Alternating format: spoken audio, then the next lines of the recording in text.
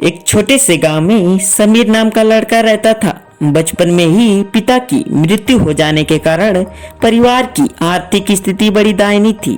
समीर की माँ कुछ पढ़ी लिखी तो जरूर थी, लेकिन उतनी पढ़ाई से नौकरी कहाँ मिलने वाली थी। इसलिए घर घर बर्तन मांजकर और सिलाई बुनाई का काम करके किसी तरह अपने बच्चे को पढ़ा लिखा रही थी। एक दिन जब समीर स्कूल से लौटा तो उसके हाथ में एक लिफाफा था। उसने अपनी माँ को लिफाफा पकड़ाते हुए कहा, माँ, मास्टर जी ने तुम्हारे लिए चिट्ठी भेजी है, जरा देखो तो इसमें क्या लिखा है। समीर की माँ मन ही मन चिट्ठी को पढ़ी और मुस्कुरा के बोली, बेटा, इसमें लिखा है कि आपका बेटा काफी होशियार है और इस स्कूल के बाकी बच्चों की तुलना में इसका दिमाग बहुत तेज है और हमारे पास इसे पढ़ाने के लायक शिक्षक भी नहीं है।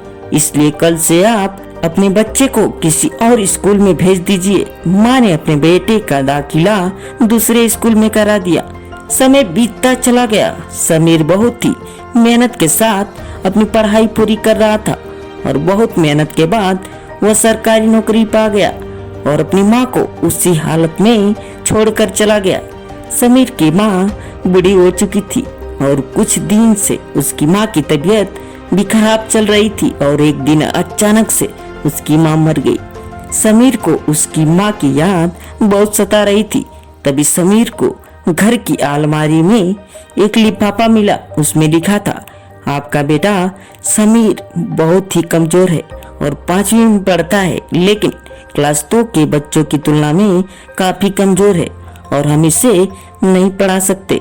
आप इसका दाखिला किसी और स्कूल में करा दीजिए। चिट्ठी को पढ़कर समीर रोने लगा और सोचने लगा कि माँ मेरी बुराइयों को छुपा कर रखी थी, फिर भी मैं अपनी माँ को उसी हालत में छोड़कर दूर चला गया था।